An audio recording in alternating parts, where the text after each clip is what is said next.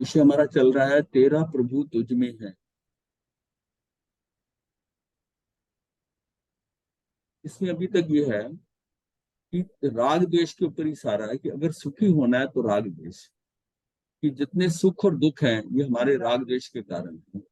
ये परिस्थिति अंदर की है, मतलब कारण जो है ना, हमें लगता है कि बाहर का है, बाहरी कारण है, ये अंतरंग कारण है।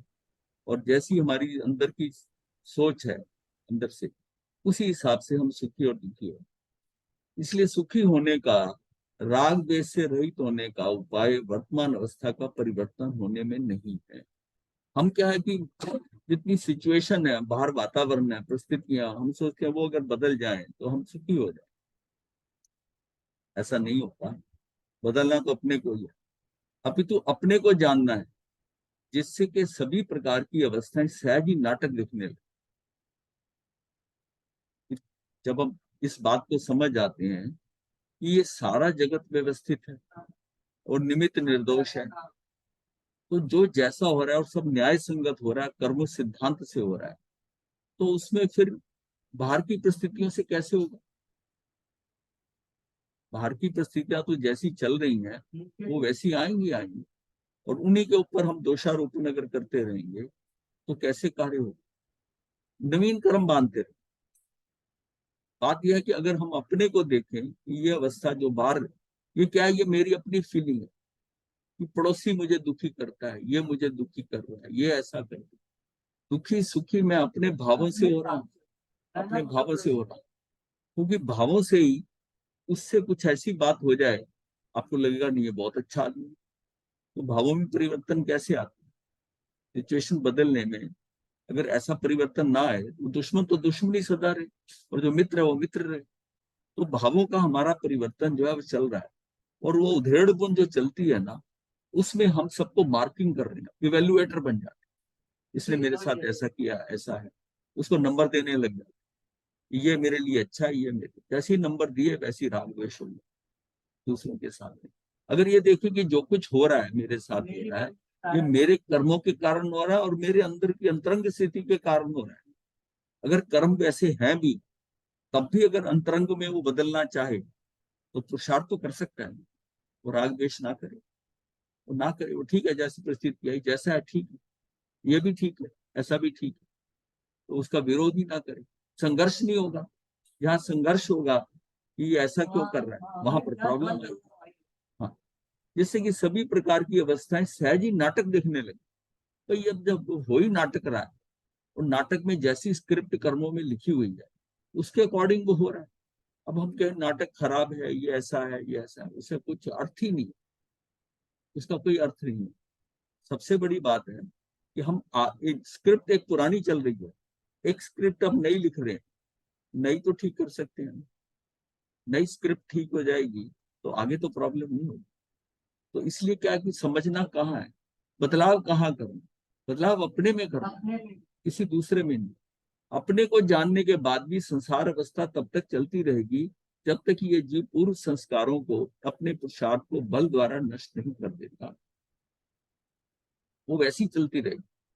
पुरुषार्थ के बल द्वारा नष्ट करता है। संस्कार जो है ना पिछले, वो उसको वैसे ही लाएंगे, उसकी सोच ऐसी है वो ऐसे लाएंगे। उन संस्कारों को अपने पुरुषार्थ के बल द्वारा नष्ट करेगा। तो पुरुषार्थ कैसे करेगा? कि वो उसको ज्ञान से, उसकी अज्ञानता कम हो जाए, इतना ज्ञान हो जाए कि ये कुछ नहीं कर रहे, तू अपने आप को संभाल, तेरा नवीन कर्म बंद नहीं होना चाहिए, पुराने कर्मों की तरफ तू ध्यान ही मत दे। तू ध्यान मत दे कि कैसा आ रहा है, कैसा हो रहा है, ठीक है, कर्मों के अनुसार तेरे किया हुआ है उसके अनुसार हो रहा है। ये वैसी वही बात है कि जो भुगत रहा है कसूर उसी का है। अगर वो ये सोच ले कि ये मेरा ही कसूर है, तो आधी समस्या तो हल हो जाएगी। कि भाई मेरे साथ ऐसा हो रहा है, ये व्यक्ति कर रहा है, परिस्थिति कर रही है ऐसा, तो ये समझे कि ये मेरे मेरे कारण हो रही है, ये मेरा ही कसूर है, और किसी पे दोषारोपण नहीं करे, तो सहज भाव में हो जाएगा।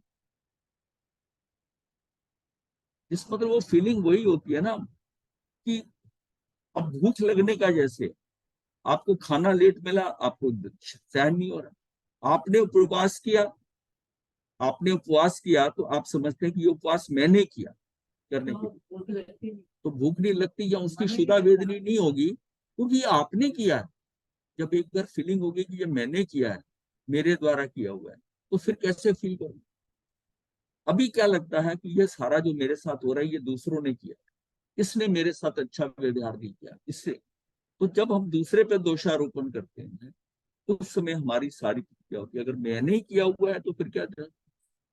तो ये बिल्कुल इस एग्जाम्पल से समझ आता है कि मैंने खुद आज उपवास कर लिया, इच्छा से किया, अब मैं ठीक हूँ, सारा पता है सारा दिन भोजन नहीं मिला। तो ये जो है ना कि ये मेरा ही किया धरा है और उसी का ही परिणाम आ रहा है। अगर तू इसके साथ रिएक्ट करता है तो तेरा नवीन कर्म बंद होता है। इसका मतलब है कि तुझे नवीन कर्मों से बचना है। मतलब सबसे ज्यादा अगर किसी से भय है ना, वो 7 भय नहीं है, ये 8वां भय ये है कि मेरा मेरा कर्म बंद, मेरे भव ना बढ़ जाए, मेरा कर्म बंद, इस बात का डर होना चाहिए। ये तभी होता है जब मुक्ति की चाह हो, तब वो भयों से डरता, अदरवाइज कहता ठीक है। ऐसे भी लोग कहते हैं जल्दी क्या पड़ी है, जब होना होगा मुक्त हो जाएंगे।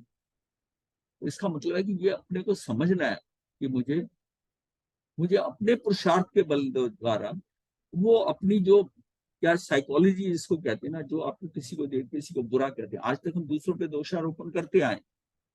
अब हम ये समझेंगे मेरे मेरे कारण ही तो निमित्त मात्र है, तो निर्दोष है, तो तब बात खत्म हो जाती है। तो बात वही वही खत्म हो जाती है।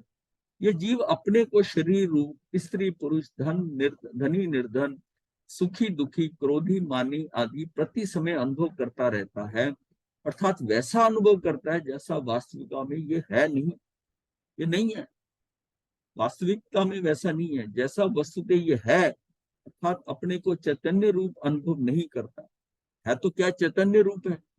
ये चैतन्य रूप अनुभव नहीं करता, जो कि बहुत सरल व सहज है। कोई अपने आप को आपका चैतन्य है, तुम्हारे पास एक स्पेशल क्वालिटी है कि आपके पास चेतना है, तो फिर आप बाहर क्यों जाते हो? उसी के साथ रहो। ये 6 द्रव्यों में हटकर ये सबसे ज्यादा अच्छी चीज आपको मिली है, चैतन्य जो है, आपको चेतना है। ये चेतना का मिलना आसानी, तो जड़वत होते, बाकी 5 द्रव्य जड़ है, जड़ है। इसको चेतन मिला है, ये उस भावों को समझ सकता है, ये फील कर सकता है, संवेदन कर सकता है, वेदन कर सकता है। तो ये सारा क्या है कि उसके अंदर ये बात हो कि मैं चैतन्य स्वरूप हूँ, मैं इनसे मतलब इनसे थोड़ा सुपीरियर हूँ। चैतन्य और किसी में नहीं है, किसी जीव 6 द्रव्यों में सबसे क्या है, और मैं ही मुक्त हो सकता हूँ क्योंकि मेरे पास चैतन्य। तो अर्थात वैसा अनुभव करता है जैसी वास्तव में ये नहीं, जैसा वस्तुतः ये है, अर्थात अपने को चैतन्य रूप अनुभव नहीं करता, जो कि बहुत सरल बात सहज है। अतः यदि यदि ये पुरुषार्थ करे तो स्वयं को आत्म रूप अनुभव कर सकता है। अपने को चैतन्य रूप श्रद्धान करने मात्र से शरीर आदि में एकत्व नहीं रहेगा। अगर आप अपने चैतन्य के अंदर चैतन्य पर श्रद्धान करने लगे कि जो कुछ है ये मेरी चेतना है, ये शरीर जो है ना ये पृथक हो जाए, आपकी फीलिंग के अंदर ना ये अलग हो जाएगा कि ये मेरा अपना, ये अपना है। अब देखिए 4-5 लोग हों, उनसे आप बात कर रहे हैं, जनरल लोग आपको जानते नहीं, इतने में एक ऐसा आ जाता है जो आपका बहुत अच्छा मित्र है, तो आप उसी टाइम स्विंग कर जाओ, उसी तरफ आओ। अब आपकी चर्चा बात अटेंशन उन पे अटेंशन ही नहीं रहेगी। जब तक आप अकेले थे, आपका कोई साथी नहीं था, तो आप उसको सब पे अटेंशन दे रहे, नहीं तो अब अटेंशन कहाँ जाएगी कि ये मेरा अपना है, ये मेरा शरीर, क्योंकि जब तक मेरा अपना है शरीर के कारण मेरी सारी अटेंशन उस पर है। और मुझे पता चला कि ये चैतन्य मेरा अपना है, ये चैतन्य मेरा अपना, ये तो मेरा, तो वहां से हटके वहां अंदर चला जाए और वहां जाएगा, थोड़ा अभ्यास करेगा, उसे सुख की प्राप्ति होगी, क्योंकि सुख वहां है। बाहर तो सिर्फ अगर कुछ है तो सुखाभास है, तो थोड़ी देर में दुखी भी हो जाए, लेकिन यहाँ जाता है और जाकर इसको अगर उसका स्वाद पड़ गया ना सुख का, फिर तो समझो कि काम हो जाए वहां। तो उसको सबसे ज्यादा कि चैतन्य रूप अनुभव नहीं करता, ये अनुभव करता है तो शरीर से छूट जाए, नहीं तो शरीर से छुड़ाना बहुत मुश्किल। अगर उसका अपने चैतन्य स्वभाव के अंदर उससे उसकी तरफ उसका उस अभिमुख नहीं हुआ, उसकी तरफ नहीं देख रहा, तो ये समझ लो कि उससे कहे ना शरीर कुछ भी कहे, शरीर से छूट नहीं पाए। उसको कुछ और हाथ में देना पड़ता है। बच्चे से जैसा ना एक खिलौना छुड़ाना हो तो एक और दूसरा खिलौना देना पड़ता है, हाँ दूसरा कुछ देना पड़ता है। तो ये क्या मात्र शरीर आदि में एकत्व नहीं रहेगा, और ये एकत्व होने के लिए उसको अपने चैतन्य में श्रद्धान करना अति आवश्यक है। इसलिए कहा है ना कि तेरा प्रभु तुझ में है, उस प्रभु उसके पास जा, उसके पास रहेगा, शरीर आदि से एकत्व नहीं होगा, तब उसे दृष्टा रहने का अभ्यास, अब उसका अभ्यास बढ़ेगा, वो दृष्टा होगा। ऐसे कषाय मंद हो, कषाय मंद होने का एक ही कारण है कि आप उस समय अपनी आत्मा, उसमें जो कर्म की प्रक्रिया हो रही है, जिसके साथ उतार चढ़ाव हो रहे हैं, आप वेदन कर रहे हो, उस प्रक्रिया से आप बिल्कुल बौखलाओगे नहीं, आप बिल्कुल व्याकुल नहीं होंगे, शांत रहोगे, और उस दौरान शांति के अंदर आपकी कर्मों की निर्जरा हो जाए, आपकी आत्मा की निर्मलता हो जाए। अंदर है उसमें मोहनी कर्म जो है, मोहनी के सारा उछाल मोहनी कर्म, मोहनी कर्म। और ये भाव कौन सा? औदिक भाव, उदय का भाव, औदिक भाव आया, वो ही स्विंग कर। इन सारे कर्मों में से औदिक औदिक भाव जो है कर्म उदय में आए, उस औदिक भाव आपको ले जाएगा। और कर्म बंध का कारण जो एक है वो है मौनी। बाकी कर्म बंधते हैं, और बांधे किसके जाते हैं? वो मौनी कर्म के कारण, क्योंकि उसका बेसिक जो है आपके राग देश के शायद है, उसके कारण। तो ये सारा खेल का मौनी कर्म, जिसमें शिवक्षम की स्थिति होती है, उसमें क्या है, उसमें आपको प्रदेश उदय होता है, अनुभव नहीं होता। तो अनुभव नहीं होता तो आपको फीलिंग नहीं हो रही, वो उदय में होते रहे। ऐसे तो प्रदेश उदय होता रहे तो आपको थोड़ी कुछ फर्क पड़ता है, वो अपने समय के अनुसार जा रहे हैं। पर जाते जाते जाते वो जो आपको सुखी दुखी कर रहे हैं ना, वो हमको डिस्टर्ब कर रहे हैं। हमारी जो है ना उस आत्मा की जो है वो सारी फ्लक्चुएशन जो ऊपर नीचे हो रही है, वो इसलिए भी इसने सुख दिया, ये दुख हो गया, ये घड़ी सुखी की है, ये दुखी हो गया। अगर उस समय वो शिवक्षम के अंदर है तो ये उपशम हो रहा है, उसका उनका अनुभव उपशम हो रहा है। जब अनुभव उपशम हो रहा है तो क्या है कि उसके कर्म जो है वो, उसकी आत्मा में शांत है, वो आते जाए कर्म जाते जाए, वो शांत है बिल्कुल, जितना मर्जी उसको क्या दिक्कत हो। ये एक किस्म की आपकी ना, मतलब स्वाभाविक क्लोरोफॉर्म है। मतलब जैसे किसी को ऑपरेशन होता है तो क्लोरोफॉर्म देते हैं, इसको अनुभव ना हो, बाकी तो सब कुछ प्रक्रिया वैसी हो रही है छूटना, लेकिन उसको अनुभव नहीं हो रहा है। यही चीज हमारे में आ सकती है, ये आ सकती है कि अगर हम इतनी शक्ति ये हो जाए कि भी मुझे अनुभव ना हो, तो फिर क्या है, आप उनके साथ नहीं जुड़ो। आत्मा की इतनी निर्मलता हो, ये अपने आप को क्या करना है कि ये जितना शिवक्षम, अभी तक हम यहाँ तक शिवक्षम लब्धि से पहुंचे हैं, तो उसका मतलब है कि हम एक ऐसी स्टेज आती थी कि हमारी आत्मा निर्मल, निर्मल कैसी होती थी? तो अनुभव नहीं हो रहा उस कर्म का, आप शांत हो तो चल रहा है। उस दौरान में जब आप शांत हो, आपकी आत्मा निर्मल है, तो टेम्परेरीली आप जो है ना, आपके अंदर देखो जो है ना, कि आपके अंदर टेम्परेली वितरागता आ गई, आप में उछाल नहीं आ रहा किसी बात का। तो ये बात समझ में आती है कि भाई अपने आप को हम, वो तो परिस्थितियों के कारण आता है। शिवक्षम जो है वो लब्धि उसी टाइम मिलती है जब जीव के कर्म बहुत हल्के हो जाते हैं और वो अब सम्यक दर्शन की तरफ बढ़ रहा है, यानी कि वो एक कोड़ा कोड़ी सागरपन से नीचे की ओर जाना शुरू हो गया, तब उसको ये शिवक्षम लब्धि मिलती है, जो 5 लब्धि हमने बात की थी। अतः यदि ये पुरुषार्थ करे तो स्वयं को आत्म रूप अनुभव कर सकता है। अपने को चैतन्य रूप श्रद्धान करने मात्र से शरीर आदि में एकत्व नहीं रहेगा, मुझे अपने चैतन्य पे श्रद्धान करना पड़ेगा। और ये सोच के कि जैसे मंदिर में जाता है तो मूर्ति की तरफ देखता है, उसका श्रद्धान होता है, इसी तरह ही तेरा ये इसमें श्रद्धान करेगा अपने चैतन्य में कि तेरा प्रभु तुझ में है, तू यहाँ जा।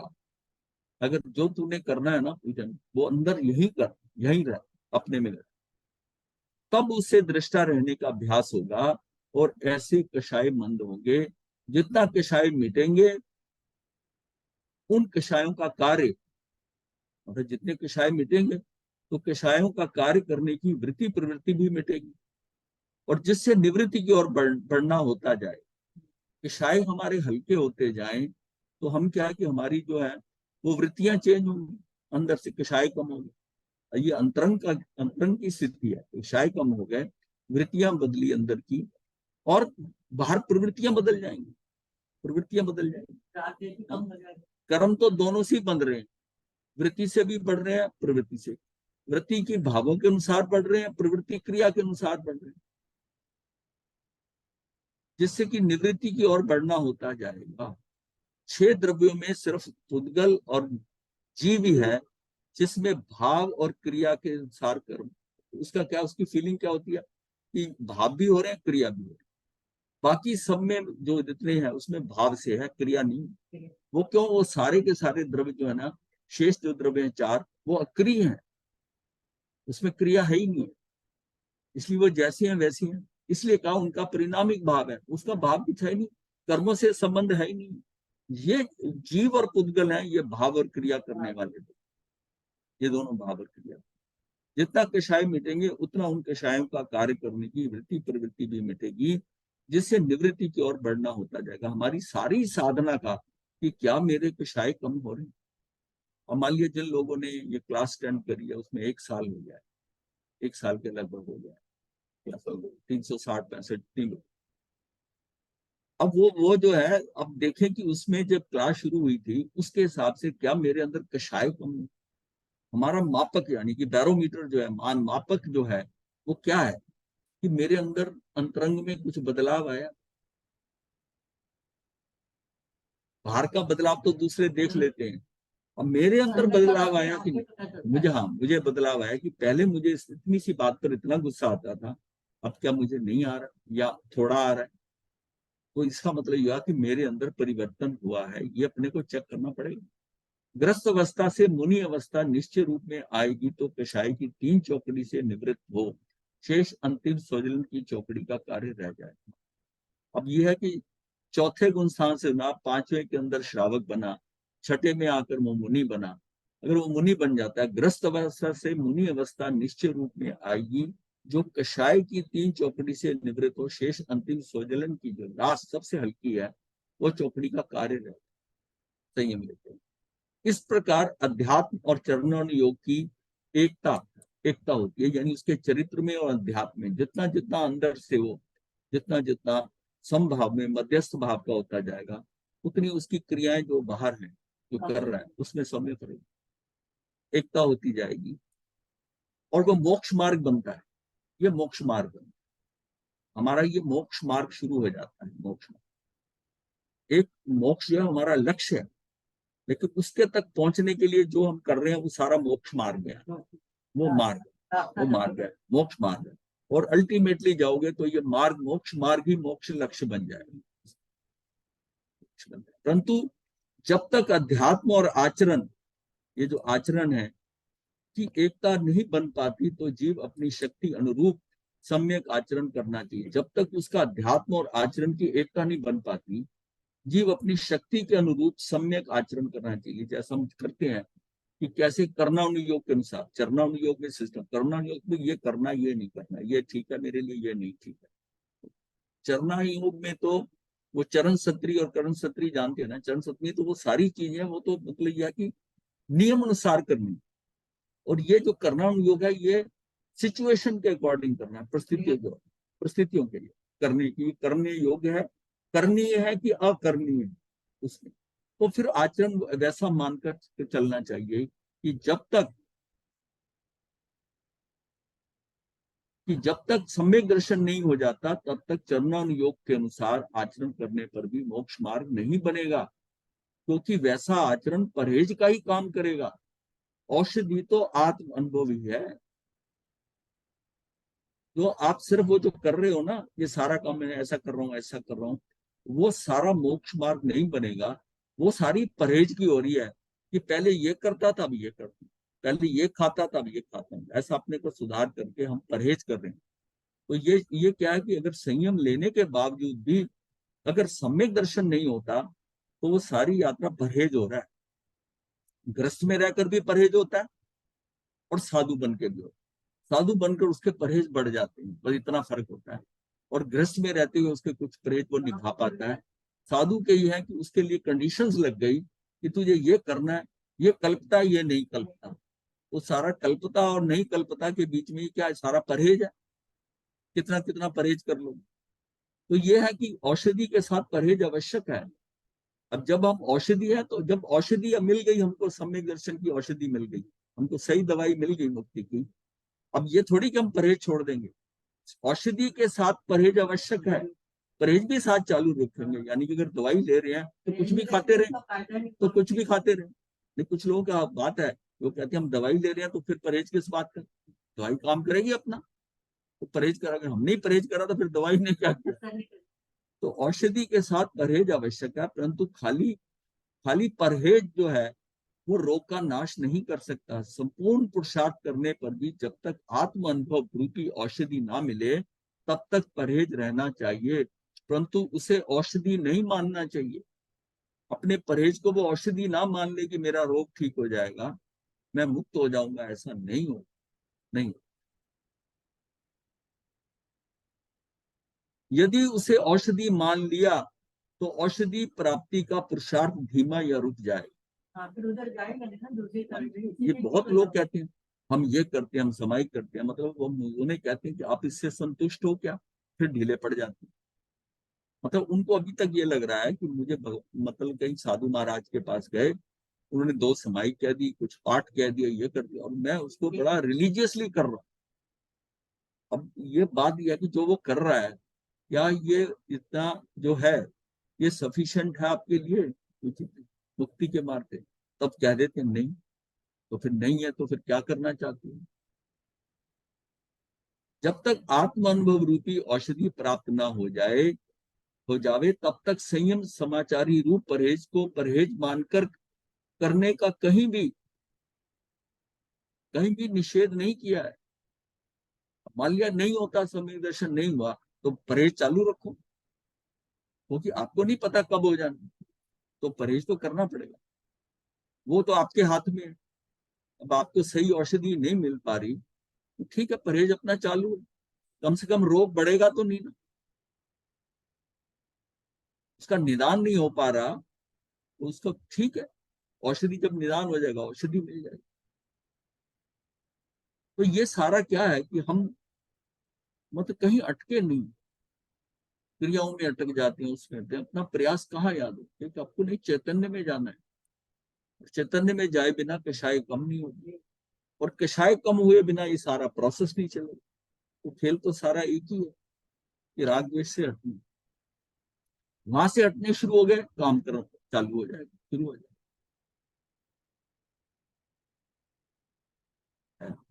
यदि अध्यात्म में कहीं व्रत आदि का निषेधात्मक वर्णन आता भी है तो वह उस व्यक्ति के लिए है जिसने परहेज को औषधि मान लिया। मुक्ति के मार्ग में दोनों की एकता आवश्यक है।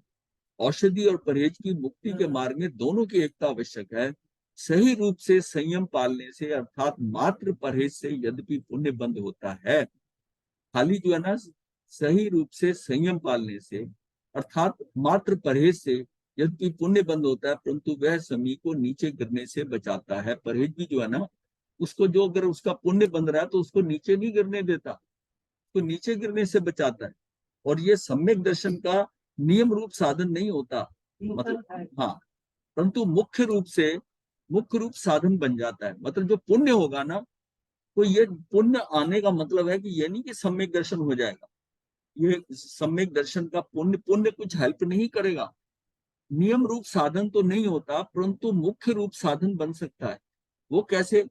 कि आपके पुण्य से आपको सदगुरु मिला, आपको ऐसी सिचुएशन मिल जाएगी, ऐसा कर कर और उसमें करते करते आप उस पुण्य से जो है, और उसमें जहां जहां आपका वो पुण्य जो है, वो किसी का साधु के साथ, किसी के साथ कोई ऐसी घटना घट जाएगी और जो आपको चोट लगेगी और उससे आप में परिवर्तन हो जाएगा। वो किससे होगा? वो पुण्य से ऐसी घटना घटित होती है। कोई ऐसा साथी मिल जाएगा, कोई ऐसा गुरु मिल जाएगा, वो हमें पुण्य से मिल सकता, सीधा तो नहीं करता। इसका मतलब पुण्य जो है वो नियम रूप से साधनी, लेकिन ये है कर भी सकता है हेल्प और नहीं भी कर सकता। मतलब उसका उसको उसका भी महत्व नहीं उड़ाया, उसका महत्व नहीं उड़ाया कि अगर आप परहेज करते जा रहे हो, उससे पुण्य बन रहा होगा, तो उससे उस संयम को नीचे नहीं गिरने देगा। और सम्यक दर्शन के लिए वो अगर डायरेक्टली जो है आपकी हेल्प ना करे, पर इनडायरेक्टली तो कर सकता है, आपको सहयोग मिल सकता है, ऐसा साथ मिल सकता है, ऐसा जो वो भी पुण्य से मिल खत्म।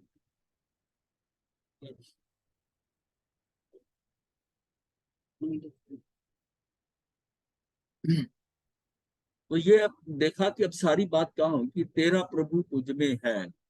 हाँ, तेरा प्रभु तुझ में है। मान सके तो जान सके तो मान, जब मान सके तो जान। तो मान, अगर पहले मान इसको फिर जान।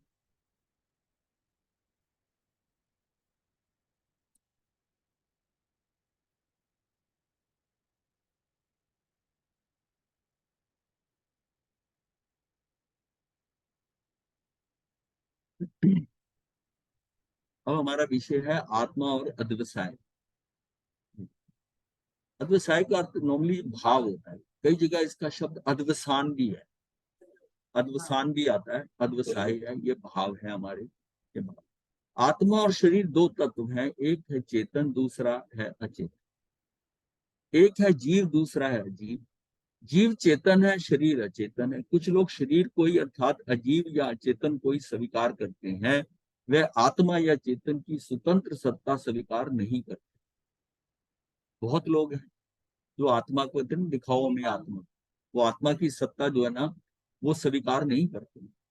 जिन लोगों ने चित्त तक की यात्रा की है, उससे आगे नहीं जा सकते, चित्त तक चित्त के अनुसार जा सके, वो आगे नहीं जा सके। उन्होंने आत्मा को स्वीकार नहीं किया है। चित्त तक पहुंचने वाला आत्मा को स्वीकृति नहीं दे सकता, वो आत्मा की स्वीकृति नहीं दे सकता जो चित्त तक चित्त के हिसाब से रहे।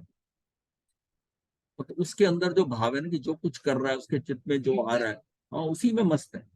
उसको आत्मा का स्वतंत्र अस्तित्व जो है, वो उसका अस्तित्व उसको उसको मान्य नहीं हो सकता। बहुत लोग हैं ऐसे। हाँ, कि आत्मा कहाँ, क्या आत्मा है, जैसे वो नहीं मानते। आप आत्मा से अगर बैठकर समझे तो समझ आ सकती है, ऐसी बात नहीं है, पर वो दिखाने को कहते हैं तो दिखाई नहीं जा सकती। जिन लोगों ने चित्त से परे यात्रा की, जो चित्त से आगे बढ़े, उन्होंने आत्मा को स्वीकार। जो उनके भाव भावधारा, जो पिछले सारे संस्कार हैं, उससे उनको आगे जब समझाया गया, तो उन्होंने समझा कि हाँ कोई चीज है, आत्मा कोई चीज है। और आत्मा क्या है, जब उसको ध्यान में ये आ जाए कि ये आत्मा ही मैं हूं, मतलब मैं अपने पे विश्वास नहीं कर रहा। मतलब अगर आत्मा को एक अलग अलग समझ रहा है, एक अलग ऑब्जेक्ट समझ रहा है, तब प्रॉब्लम होती है। समझना ये कि जो ये जो प्रश्न उठ रहा है, जो मान नहीं रहा, ये तेरी आत्मा ही नहीं मान रही, अंदर से नहीं उठ रही, तू ही नहीं मान रहा। तेरी आत्मा में इतनी अशुद्धता हो गई कि सही चीज को वो समझ नहीं पा रही और उसको वो रिजेक्ट कर रही है। जैसे जैसे आपकी आत्मा की निर्मलता बढ़ती है, आपके संस्कार बढ़ते हैं, आपको चीजें धीरे धीरे समझ में आने लगती है। ये तो अब आत्मा इतनी सॉलिड हो गई कि ये तो कोई चीज आप दो उसको, वो रिबाउंड करता है, वो उसको बाहर धकेल दे, उसको एक्सेप्ट ही नहीं करता। जितना मर्जी मना लो, उसको नहीं एक्सेप्ट करे। लेकिन उसमें थोड़ी सी निर्बलता आ जाए कहीं से, तो फिर वो उतना बढ़ता, निर्मलता बढ़ती जाएगी, वो एक्सेप्ट करता जाए। क्योंकि ये तो बिल्कुल है ना, कि अगर जमीन जो है आपकी, उस पर हल नहीं चलाया, बिल्कुल हार्ड है, तो बीज बीज उछल जाएगा। पहले तो उसकी प्लोइंग करके, हल चलाकर जमीन को अंदर से नरम करना पड़ता है, ताकि ये जीव जो बीज है वो अंदर जा सके। वो अंदर चला गया, उधर से फिर बाद में उसको धूप पानी जो मिलेगा, खाद धूप पानी मिलेगा उसको, यार तो वो पनप जाए। अब जब तक हम इतने हार्ड रहे हमारी आत्मा की, ये हमारी फ्लेक्सिबिलिटी नहीं है, समझने की कोशिश ही नहीं करें, तो हमें कैसे समझ में आएगा? नहीं समझ में। जिन लोगों ने चित्त से परे यात्रा की, जो चित्त से आगे बढ़े, उन्होंने आत्मा को स्वीकार किया। एक है अद्वसाय और एक है चित्त। चित्त जो है ना, चित्त चेतना से है। चेतना में जब भाव उठता है आपके उसमें, तो वो चित्त है। चित्त जो है आगे फिर मन को डायरेक्ट करता है, मन है। तो ये जो चित्त है ना, चित्त मन जो हो गया, हाँ बुद्धि, हाँ मन, हाँ ये जो चारों चारों हैं, मन बुद्धि चित्त अहंकार। तो ये चित्त, चित्त का ये चेतना का एंगल है, सोचने का भाव ये अंदर आ रहा है, ये चित्त है। चित्त से मन चार्ज होता है, मन कुछ, मन में कुछ आएगा ऐसा करने के लिए, हाँ फिर बुद्धि उसका निर्णय लेगी। एक्चुअल इक्विपमेंट एक ही है, वही है, तो वही खोपड़ी में हो रहा है, मस्तिष्क में हो रहा है, वही उसी समय वो मन है। और मन में अगर डिसीजन हो गया, जैसे मन में आप चिंतन करते हैं, तो चिंतन करते करते बुद्धि से डिसीजन हो गया, तो बुद्धि से तो आपने उसी टाइम निष्कर्ष निकाल दिया, नहीं ये ठीक है। और नहीं कोई निष्कर्ष निकल दे तो ये चिंता है। चिंतन ही चिंता है जब उसमें कोई निष्कर्ष ही ना निकले।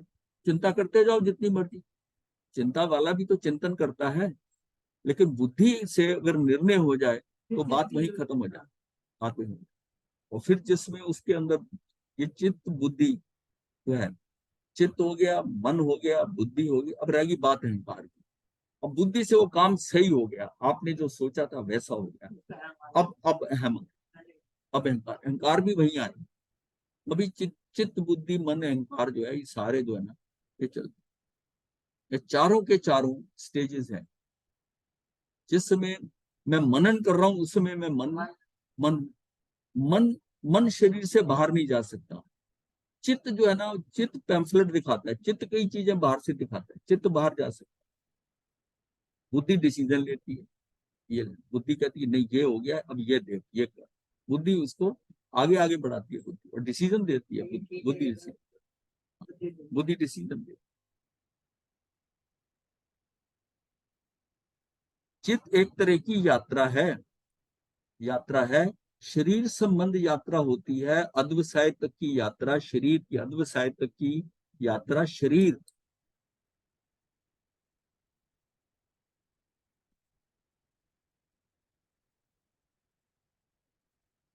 अध्वसाय तक की यात्रा, शरीर से परे की यात्रा है। जब हम अध्वसाय तक पहुंचते हैं वहां हमारा संबंध शरीर से छूट जाता है, शरीर इस पार रह जाता है और अध्वसाय उस पार हो जाता है। शरीर और अध्वसाय का कोई संबंध नहीं है। अध्वसाय भावों का निर्माण करते हैं, भाव विचारों का। अध्वसाय क्या, ये भाव उठ रहे हैं मेरे, भाव उठ रहे हैं, उसका शरीर से कोई संबंध नहीं, शरीर से कोई संबंध नहीं। शरीरवादी व्यक्तित्व इंद्रिय मन और चित्त तक जाकर रुक जाता है। जो शरीरवादी है, शरीरवादी व्यक्तित्व जो है वो इंद्रियां मन चित्त तक आकर रुक जाता है, आगे नहीं बढ़ता। वो सारा कुछ इन्हीं को ही समझता है। आत्मवादी व्यक्तित्व की व्यू रचना जटिल है। स्थूल शरीर इंद्रियां मन चित्त अध्यवसाय कषाय का वलय और चेतना चेतन आत्मा। अध्यवसाय का अर्थ है सूक्ष्म चैतन्य का स्पंदन। अब यह कि अध्यवसाय क्या है, भाव है। भाव क्या है, सूक्ष्म चैतन्य का स्पंदन। ये भाव कैसे उठ रहे हैं हमारे, ये भाव उठ रहे हैं कैसे है ना, भाव उठ रहे हैं कि उसको, ये भाव कैसे हैं, ये तो जैसे पानी गर्म करते हैं उसकी भाप उठ रही है ना ऊपर, स्टीम उठ रही है वो उसमें, लेकिन उसको कोई गर्म क्या, उसको क्यों उठ रही है वो, क्यों उठ रही है वो भाव, क्यों उठ रहे हैं, भाव हो रहे हैं कि कुछ परिवर्तन नीचे हो रहा है अंदर से। वो हमारा जो अगुरु लघु शक्ति है ना, उसमें जो षटगुण वृद्धि हानि है, 6 तरह से हानि 6 तरह से वृद्धि होती है सूक्ष्म। हम रहते वैसे के वैसे ही है, भाव की चेंज करता, वो जो स्पंदन हो रहा है उसके अंदर, वो हमारे भाव पैदा करता, वो भाव पैदा करता। उससे क्या भाव, और जैसे हमने कहा ना कि पुद्गल और जीव जो है भाव और क्रिया करता है, क्रिया तो उसकी प्रवृत्ति है, मन वचन काय के योग है, क्रिया तो इन तीनों योगों से हो जाएगी। लेकिन उसके भाव जो है ना, वो अगुरु लघु शक्ति से हो, अगुरु लघु शक्ति में। और अगुरु लघु शक्ति में क्या है कि उसके अंदर जो रसानु है, किसी के मतलब सुख और दुख के जो रसानु है, उनमें फ्लक्चुएशन होती रहती है। कैसे होती है, अनंत गुना, असंख्यात गुना होती है, और संख्यात गुना, और फिर अनंतवां भाग, असंख्यातवां भाग और संख्यातवां भाग। इस तरह वृद्धि हो रही है, और इन्हीं 6 की तरह हानि हो रही है। तो प्रति समय 12 तरह की फ्लक्चुएशन उसमें हो रही है। उसमें ये 12 तरह की फ्लक्चुएशन हमारे भाव, कि अभी अभी इतना ही समझ लो, अभी समझ नहीं आएगा, आगे क्या आएगा ये फिर जब हम करेंगे ना, तो अध्यवसाय का भी आएगा पूरा इसमें। तो आत्मवादी व्यक्तित्व की व्यू रचना जटिल है। स्थूल शरीर, मतलब हम सोचे कि हमारे भाव क्यों उठते, कभी उठते हैं कभी नहीं उठते हैं, कैसे उठ रहे हैं, वो इनकी जो अंदर अगुरु लघु के अंदर जो फ्लक्चुएशन हो रही है जो है, जैसे हमारे योग है ये स्पंदन है, ये योग जो है ये स्पंदन है, मतलब ये स्पंदन क्या आपके आत्म प्रदेशों के स्पंदन। भाववाही क्या है कि भाव की तरह भी उसमें स्पंदन हो रहे, भाव की तरह भी उसमें स्पंदन। हाँ, तो उसके भी स्पंदन हो रहे। केंद्र में एक चेतन तत्व है, उसे हम द्रव्य आत्मा अर्थात जो है ये मूल आत्मा, यानी कि मूल आत्मा जो है ना, इसको कहते हैं द्रव्य आत्मा। केंद्र में एक चेतन तत्व है, उसे हम द्रव्य आत्मा, ये चेतन तत्व क्या, हमारी द्रव्य आत्मा। द्रव्य आत्मा क्या कि जो एक्चुअल है आत्मा ही है, उसमें द्रव्य आत्मा, उसकी उस टाइम स्टेज जो है द्रव्य आत्मा की है। आत्मा हमने 8 प्रकार की जानी थी ना, उसमें द्रव्य आत्मा तो बेसिक यही कषाय आत्मा होती है, इसी में यही जो है, यही दर्शन आत्मा होती है, यही ज्ञान आत्मा होती है, यही वीर आत्मा होती है, चरित्र आत्मा होती है। हाँ, वो उसमें उस आत्मा में क्या चल रहा है, उसके भावों के अनुसार क्या चल रहा है, कषाय के भाव हो रहे हैं, कौन से भाव हो रहे हैं, जब उसमें जो भाव चल रहे हैं आत्मा में, उन भावों से उसका नाम करके उसको ये बता दिया, अभी ये मतलब आत्मा ये रोल कर रही है, अब ये रोल कर रही है, अब ये रोल कर रही है। ऐसे बहुत हो सकते हैं, ये मुख्य 8 ले, मुख्य 8 ले। केंद्र में एक चेतन तत्व है, उसे हम द्रव्य आत्मा अर्थात मूल आत्मा, मूल आत्मा कहते हैं। ये मूल चैतन्य का केंद्र है। उस चेतन तत्व के बाहर कषाय का वलय है। अब जैसे अब चेतन है तो हमारी चेतन आत्म प्रदेश जैसे है शरीर के अंदर, हम कहते हैं क्या कि ये हमारा शरीर है, शरीर की इस त्वचा के नीचे आत्म प्रदेश वहां तक अंदर से छू रहे हैं, पूरे पूरे हम आपके शरीर के अंदर जैसा हमारा आकार शरीर का है, हमारे नामकरण के कारण ये आकार है, तो ये संकुचित विस्तारित इसकी जो प्रॉपर्टी है विस्तार करने की आत्म प्रदेश की, ये भी वहां तक आ जाता है। जब बच्चा छोटा होता है तो आत्म प्रदेश उसकी स्किन को छू रहे हैं, बड़ा हो गया व्यस्क हो गया तब छू रहे हैं, मतलब उसके शरीर के आकार का अंदर आकार लेता है, ये उसके साथ है कि वो उतना आकार ले लेते हैं उसके अंदर आकार, अब वो छू रहे हैं। और वहीं पर ये अब सारे सबके वलय वलय मतलब उनके चक्कर हैं ये शरीर का। कषाय का तंत्र भी इतना मजबूत है, कषाय हमारे कर्मों के कारण है, इसका मतलब ये कार्बन शरीर के साथ है, ये बंध जो हुआ है इसमें राग द्वेष के कारण जो बंध है, कषाय का तंत्र इतना मजबूत है कि वे आत्मा पर अपना अधिकार जमाए हुए, मतलब उसमें राग द्वेष के कारण उसकी जो भाव स्थिति है, ये कुछ करना हो तो उसके राग और द्वेष के कारण जो कितना जबरदस्त इसका अधिकार है, वो भाव जो उठ रहे हैं उसके अंदर साथ में ये भी कषाय भी तो चल रहे हैं ना, अपना अधिकार जमाए बैठा है। यद्यपि चेतन तत्व को शासक, हम कहते हैं कि ये शासक का दर्जा दिया हुआ है हमें, कि यद्यपि चेतन तत्व को शासक का स्थान प्राप्त है, कि सबसे क्या है चेतन तत्व है, चेतन ही उसका, लेकिन फिर भी उसका सेनापति कषाय इतना शक्तिशाली है, सेनापति कषाय है कि सेनापति की इच्छा के बिना शासक कुछ कर नहीं सकता। उसके कषाय जो है ना अंदर है, वो सेनापति, वो इतने कितने सेनापति शक्तिशाली है तो राजा भी नहीं कर सकते, उसकी उसकी सहमति से होगा जो कुछ होगा। तो सेनापति की इच्छा के बिना शासक कुछ नहीं कर सकता। सेनापति जो है वो क्या है, वो निर्णय ले लेता है, सेनापति निर्णय लेता है, शासक को वह स्वीकार करना ही पड़ता है। हाँ, शासक को वह स्वीकार करना ही पड़ता है। चेतन तत्व और कषाय के बीच एक समझौता है, चेतन तत्व के कि चैतन्य के स्पंदन यदि कषाय वाले, मतलब चेतन के जो स्पंदन है, जो उसमें से स्पंदन निकल रहे हैं, ये बहुत इंपॉर्टेंट पॉइंट है, का भेद कर कर बाहर जाते हैं, तो वह तभी शुद्ध रह सकते हैं जब वो केवल ज्ञेय के प्रति जाते हैं।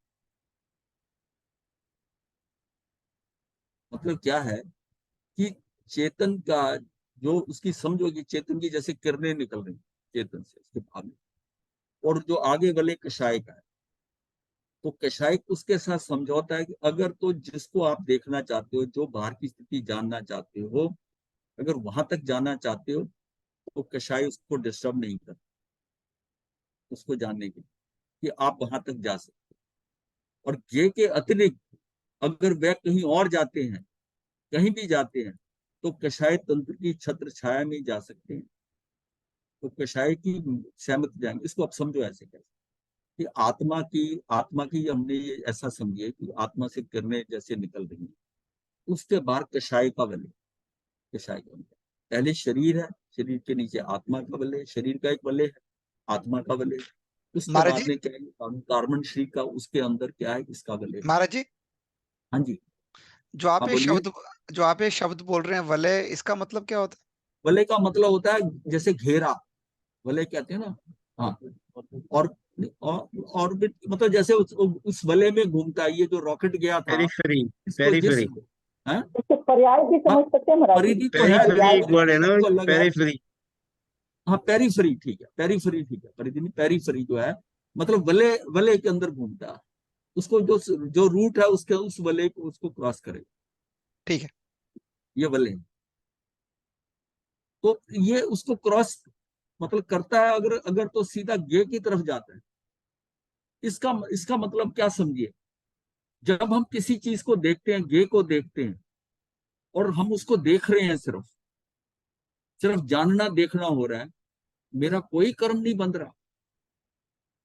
जब हम कहते हैं ना आपका मात्र जानना हो रहा है, मात्र जानने का मतलब यहां ये समझिए इसको कि वो शब्दों में था कि मात्र जानना कैसे हो रहा है, आपने किसी चीज को देखा और आप बस देख रहे हो, वो आगे आगे नहीं बढ़े, ये अच्छी है या खराब है, ये बढ़िया है, ये सुंदर है कि असुंदर है, तब तक आपके साथ आप अपना आराम से जितना मर्जी देखते रहो।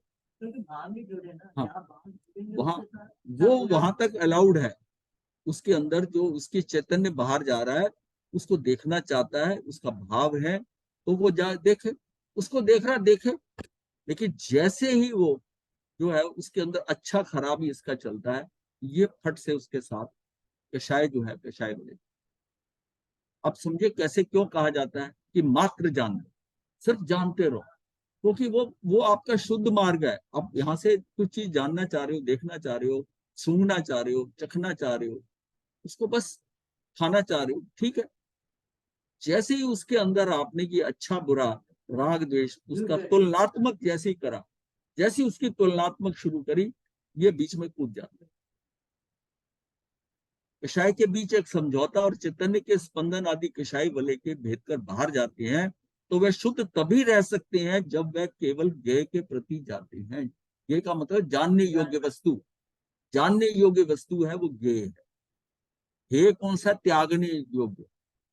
हाँ, ये और उपाधि का मतलब है जानने योग्य, हाँ, ग्रहण करने योग्य, ग्रहण करने योग्य। ये के अतिरिक्त यदि वे और कहीं भी जाते हैं तो कषाय तंत्र की छत्र छाया में ही जा सकते हैं, अन्यथा नहीं जा सकते। ये एग्रीमेंट है। चैतन्य के जो असंख्य स्पंदन बाहर निकलते हैं, वे कषाय तंत्र को पार कर अति सूक्ष्म शरीर को पार कर बाहर आते हैं। उनका एक स्वतंत्र तंत्र बन जाता है, एक इंस्ट्रूमेंट बन जाता है, स्वतंत्र बन जाता है। वह अद्वसाय का तंत्र है। ये अद्वसाय का तंत्र है, वो जो है ना वो उनका अद्वसाय का तंत्र है। ये तंत्र तेजस शरीर के साथ सक्रिय होकर काम करता है। इसको जो पावर मिलती है इस तंत्र को, ये तंत्र तेजस शरीर के साथ साथ सक्रिय होकर काम करता है। जिन लोगों ने आत्मा को जाना, आत्मा का साक्षात्कार किया, सूक्ष्मता में गए, उन लोगों ने मन को कभी महत्व नहीं दिया। वो मन को नहीं, फिर वो मन को समझ गए वो कि ये क्या है। उनका सारा जो है ना वो भावदारी मन को कभी महत्व नहीं दिया।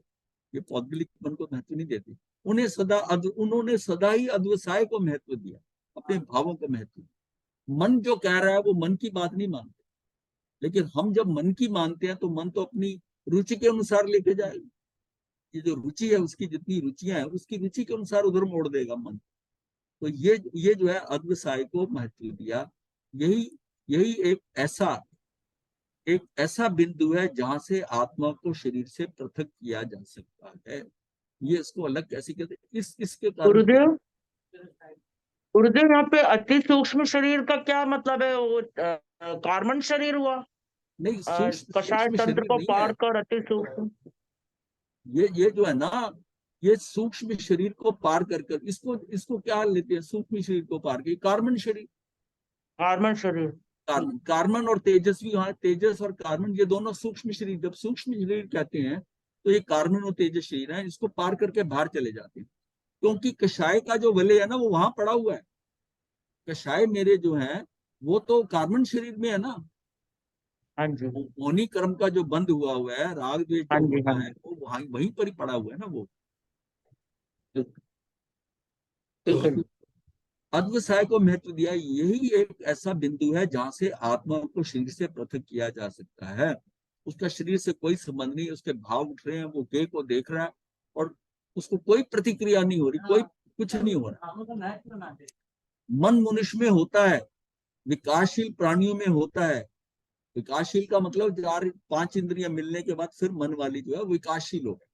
विकासशील प्राणियों में होता है जिनकी सूक्ष्मना है, उनकी रीढ़ की उनकी सूक्ष्मता है, मस्तिष्क है, उन्हीं उनमें मन होता है। मन जो होगा वो कहाँ होगा, उसमें सूक्ष्मता भी होगी।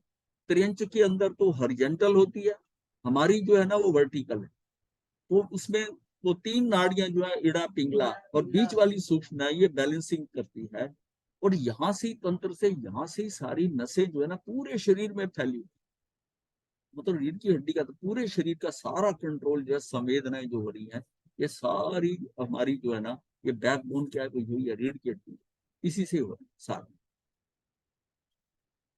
ठीक है ना?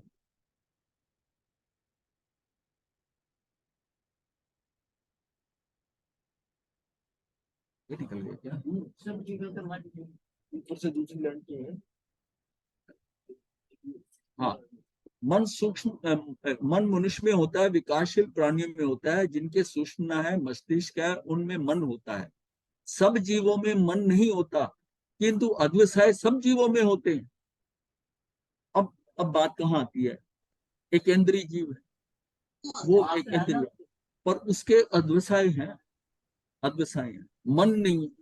इसका मतलब मन तो सिर्फ उसको मिलेगा जो पिचेंद्रीय है, जो पिचेंद्रीय है वो मन ले। पिचेंद्रीय के बाद वो संगी तभी बनेगा ना जब मन होता है, संगी है। किंतु अद्वसाय तो सब जीवों में होते हैं, वनस्पति में भी अद्वसाय होते हैं। एकेंद्रीय जीवों से लेकर पिचेंद्रीय जीवों तक सब जीवों में अद्वसाय होते हैं। तो यहाँ आपको डिफरेंस पता चल गया अद्वसाय क्या है। आज रिलैक्स हो गए। ये अद्वसाय जो है ये केंद्रीय के भी है, और मन जो चल रहा है ना वो पचेंद्री के बाद, पचेंद्री से। किंतु मन सबके नहीं होता, जिनके मन होता है उनके भी कर्म बंद होता है, और जिनके मन नहीं होता उनके भी कर्म बंद होता है।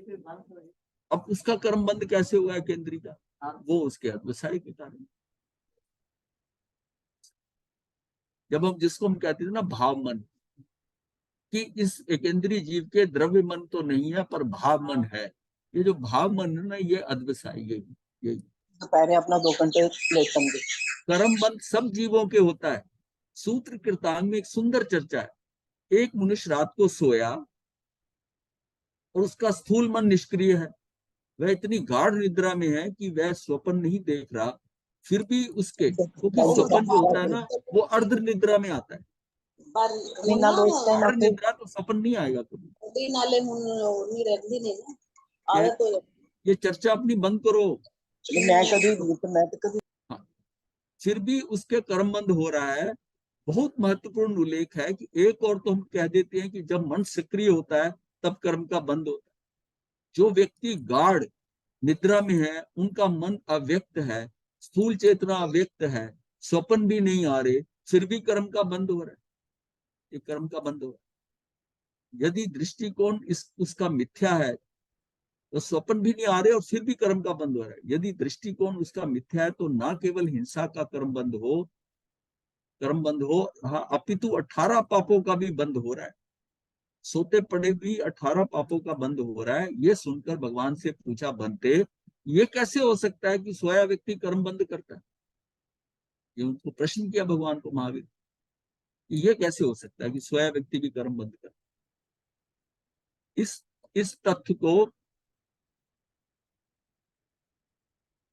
इस तथ्य को समझाने के लिए 2 उदाहरण प्रस्तुत किए गए। एक है संगी जीव का उदाहरण और दूसरा है असंगी जीव का उदाहरण। असंगी का उदाहरण बहुत महत्व का है। वह अद्वसाय की सारी स्थिति को स्पष्ट करता है। एक वनस्पति का जीव है, उसके ना मन है ना वचन है, केवल शरीर मात्र एक स्पर्शेंद्रिय के सहित है। शरीर क्या है? सिर्फ एक स्पर्शेंद्रिय के सहित।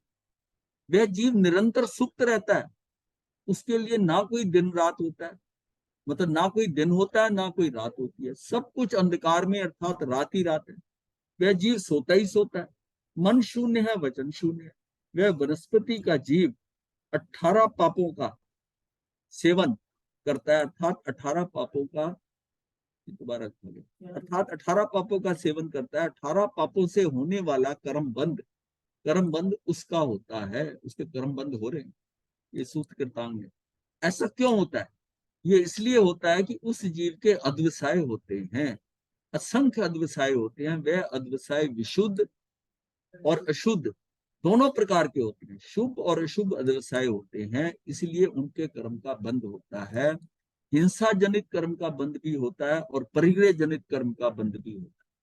हिंसा के भाव से भी होता है और इसको मैं प्राप्त करूं, परिग्रह जनित कर्म का बंध भी होता है। इसी प्रकार क्रोध मान माया लोभ जनित कर्म का बंध भी होता है। वह जीव अपने शत्रुओं की हिंसा करता है, इसलिए हिंसा जनित कर्म का बंध होता है।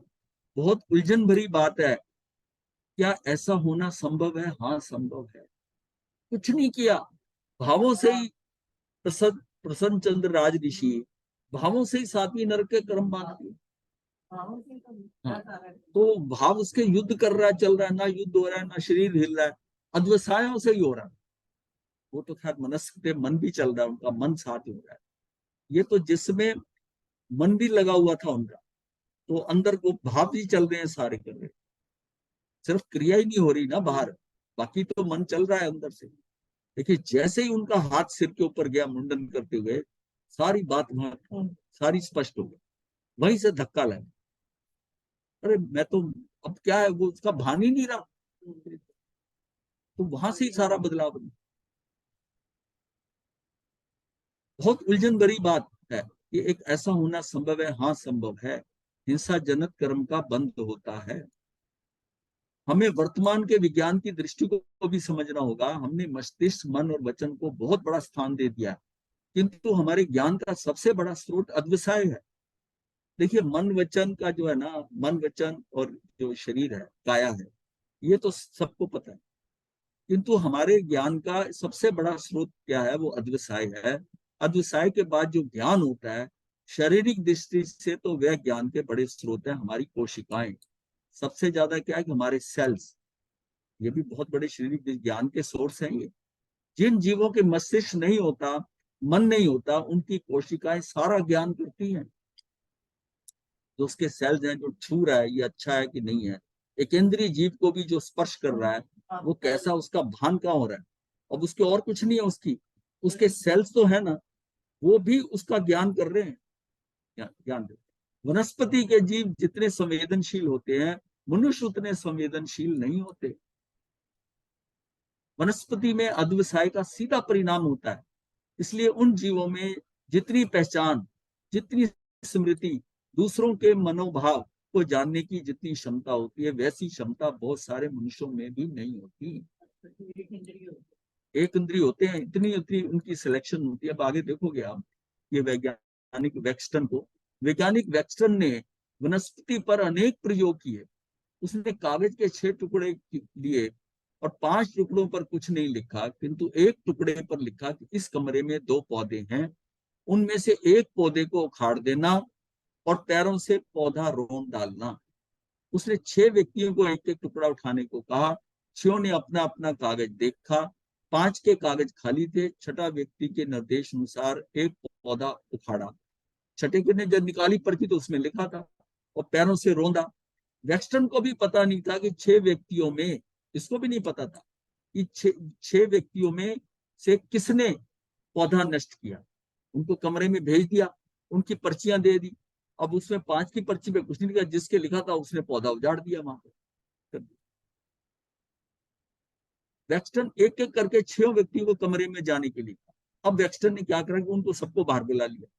अब एक एक को अंदर जाने को कहा। जो 5 व्यक्ति जिन्होंने कुछ नहीं किया वहां पौधों को, पांचों व्यक्तियों के कारण पौधों पर लगे पॉलीग्राफ थे, पॉलीग्राफ उनका जैसे हमारी ईसीजी होती है ना, ऐसे वो पॉइंटर होता है, वो नोट करता रहता है, पर कोई प्रतिक्रिया नहीं करती। वो व्यक्ति अंदर गए, पौधा शांत रहा, कुछ नहीं। परंतु जो ही छठा व्यक्ति कमरे में प्रविष्ट हुआ, सारा पौधा, वो जो दूसरा वाला पौधा जिसको तो उजाड़ दिया, उसको तो मसल दिया, वो तो खत्म हो गया, वो पौधा जो है, उस पौधे को जानकर और इस व्यक्ति को जानकर, ये पौधा जो था, ये सारा पौधा कांप उठा, जबकि इसके साथ कुछ नहीं किया। उसने कंपन पॉलीग्राफ पर उसके कंपन पॉलीग्राफ पे आने लगे कि वो डिस्टर्ब होने लगे। मनुष्य नहीं जान सका, किंतु दूसरा पौधा जान गया, पहचान गया कि किसने साथी पौधे को नष्ट किया। मेरे साथी पौधे को किसने नष्ट किया, वो ये व्यक्ति है। इसका मतलब उस समय उसने अध्यवसाय पकड़े हुए नहीं। वो हमारे अध्यवसाय जो है, जो मैं अध्यवसाय कर रहा हूँ, ये मेरी सोर्स से आ रही है, ये मेरी टिपिकल अध्यवसाय है। ये अध्यवसाय जो मेरे उठ रहे हैं, कोई तीसरा व्यक्ति जो जान हो, जो जानता हो, उसको मैंने मान लिया अध्यवसाय किया और मैं चला गया, और थोड़ी देर बाद उसके सामने फिर आया, तो उसको पता है इसका विचार था, इसका व्यवसाय। इसका मतलब बाकियों के साथ नहीं, उसका कैसे पहचान लिया उसने। मेरे हरेक का व्यवसाय इतना स्पेशल है, उसी का ही कर्म बंधेगा, उसी का ही सब कुछ होगा, उसी का ही। हम दूसरे के बारे में कैसा सोचते हैं, कैसा है। अब जैसे रमन महर्षि का पता है कि उनके शरीर पर बिच्छू घूमते रहते थे, उनके करुणा का भाव रहता था, तो ये भी तो घूमते हैं, घूमने तो क्या है। उन्होंने कभी उनको काटा नहीं, क्योंकि उनके अंदर के जो भाव थे, वो अंडरस्टैंड कर रहे थे ये हमको। और कहीं उनके मन में हल्का सा भाव आता, ये मुझे काट ना दे, मैं इसको उठा के फेंक दूं या कुछ कर दूं, तो काट लेता, उसी समय काट। इसको भी समझेंगे आगे। उसने कंपन पॉलीग्राफ पर अंकित होने लगे। मनुष्य नहीं जान सका, किंतु दूसरा पौधा जान गया, पहचान गया कि किसने उसके साथी पौधे को नष्ट किया है। जितना तीव्र संवेदन, जितनी तेज पहचान होती है, वह वनस्पति के जीव में इतनी तीव्र है। वैज्ञानिक वेक्टर ने एक दूसरा प्रयोग भी किया कि पौधों पर पॉलीग्राफ लगा हुआ था, प्रयोग कर रहा था। प्रयोग करते करते उसके मन में एक बात आई। उसने कुछ जानकारी पाने हेतु मन ही मन सोचा कि एक पौधे को जलाकर देखूं। जैसे ही मन में ये भाव है, मतलब उसने सोचा कि इसमें कुछ पानी के कंटेंट क्यों, इसमें कितनी इसमें है, अगर मैं इसको जलाता हूँ तो जल के जो पड़ा होगा मुझे पता चल जाएगा कि बाकी सारा इसमें पानी था, तो इसको मैं जला लेता हूँ। इसको मतलब ये भाव आया ही है, तो मैं इसको एक पौधे को जलाकर देखूं। जैसी मन में ये बात आई, पॉलीग्राफ की सुई घूमने लगी, वो इंडिकेट करने लगा कि कुछ डिस्टर्बेंस होगी उसको। अग्नि का ग्राफ उभर आया, और उधर से जो रिकॉर्डिंग हो रही थी, उसमें जो बना ना ग्राफ बना, वो जैसे फ्लेम होती है, अग्नि का ग्राफ उभर आया। दूसरे पौधे का ग्राफ भी वैसा ही हुआ। वेक्सटन उठकर दिया सलाई लाने गया, मतलब दोनों पौधे रखे थे, दोनों के अंदर वो आ गई, रिकॉर्डिंग आ गई। वेक्सटन उठकर दिया सलाई लाने गया, किंतु उसका मन बदल गया रास्ते में।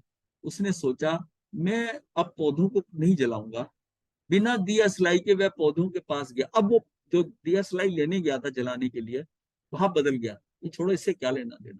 वो जैसे वापस आया तो पॉलीग्राफ की सुई स्थिर थी, कोई ग्राफ नहीं अंकित हुआ। मतलब इतनी इतनी अंडरस्टैंडिंग वो कर रहे हैं। मनुष्य दूसरे के मनोभावों को इस प्रकार नहीं जान पाता। मतलब वो कितने सेंसिटिव नोट कर रहे हैं अध्यवसाय। और मनुष्य जो है, उसके पास मन भी है, हम कहते हैं बहुत विकसित है, लेकिन वो इस प्रकार नहीं जान पाता। जैसा कि वनस्पति का पौधा जो है, वनस्पति जान पाता, वैसा वो नहीं जान पाता। जैसा वनस्पति का जीव मनोभावों को ज्ञान कर लेता है, प्रश्न उठता है कि एकेंद्रीय जीवों के मन नहीं होता, तो फिर वह इतना सूक्ष्म ज्ञान उन्हें कैसे होता है। हमें ये याद रखना है कि मन ज्ञान का साधन नहीं है। वास्तव में मन जानने का साधन नहीं है, उसमें ज्ञान का स्रोत होता है। उनमें ज्ञान वह अध्यवसाय है जिनमें ज्ञान का स्रोत है। वास्तव में मन जानने का साधन नहीं है। ये किसी अध्यवसाय से हो रहा है, भावों से हो रहा है, भाव से हो रहा है। चलिए यहाँ तक ही करते हैं।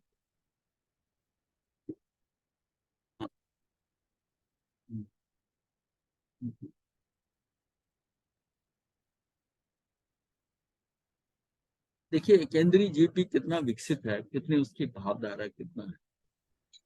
अब तो यहाँ तक भी है कि विदेशों में, अमेरिका में क्या हुआ कि जो सिक्योरिटी के ऊपर ना, जहाँ लोग एंटर करते हैं, जैसे लोग होते हैं ना, लकड़ी का स्टैंड लगा देते हैं, वो साउंड करता है।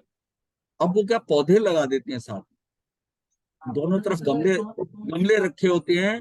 जो लोग निकल रहे होते हैं उसकी भावधारा, वो कैसा व्यक्ति है, वो नीचे अंदर कंट्रोल रूम में बैठे तारों से वो नोट कर रहे हैं, और जिस व्यक्ति के कारण वो हिलने लगता है, वो ऐसा रास्ता तंग रखते हैं कि एक एक व्यक्ति लाइन में आ रहा है, क्योंकि उनकी सिक्योरिटी चेक भी होती है। जैसे कोई बड़े प्रेसिडेंट के यहाँ किसी डिनर है, तो उसके अंदर जा रहे हैं, तो वो इंडिकेट कर रहा है कि ऐसा, और फिर वो देख लेते इस व्यक्ति के कारण डिस्टर्बेंस है, तो उनके पास जो सिक्योरिटी ग्रुप होता है ना, उसको वो व्यक्ति दिखाते हैं। तो वो 3-3, 4-4 उसके अराउंड, वो सारे फंक्शन के अंदर, वो जो है ना, जितने ऐसे 4-5 लोग अगर आए होंगे जो उनका उसके बारे में भला नहीं चाहते, बुरा चाहते हैं, उसके अराउंड 3-4 आदमी हमेशा रहते हैं। और जैसे ही उसका हाथ पॉकेट की तरफ जाता है या जेब से रिवॉल्वर निकाल कुछ भी होता है, वो वही अरेस्ट कर लिया। कई बार देखा ना ऐसा कि उस पार्टी के अंदर वो था, और वो व्यक्ति उस बंदूक निकाली और एकदम अरेस्ट कर लिया उसको। तो ये कैसे हुआ? वही निकाली तो वहां, मतलब वो व्यक्ति सारे पॉइंटेड आउट थे कि इसमें कौन ऐसा कार्य कर सकता है, कौन उसको तकलीफ दे सकता है होस्ट को, सारा उन्होंने किया हुआ। तो उसी के अराउंड वो घूम रहे थे, निगाह रखी हुई है। ये देखिए मतलब कितनी सेंसिटिविटी पौधों की, और ये आज समझ में आ गई है, तो इसको सिक्योरिटी रीजन में भी यूज किया जा। गुरुदेव की आज्ञा से चत्तारि मंगलम अरिहंता मंगलम सिद्धा मंगलम साहु केवली पनतो धमो मंगलम चत्तारि लुगुत्मा अरिहंता लुगुत्मा सिद्धा लुगुत्मा साहु लुगुत्मा केवली पनतो धमो लुगुत्मो चत्तारि शरणम पवज्जामि अरिहंते शरणम पवज्जामि सिद्धे शरणम पवज्जामि साहु शरणम पवज्जामि केवली पनतम धम्मम शरणम पवज्जामि। ये 4 शरणे दुख हरने और न शरणा कोई, जो भवप्राणी करे आचरण उसका अजर। मथेवम ईश्वर अरुण जी आए हैं, बातचीत करवा रहे हैं।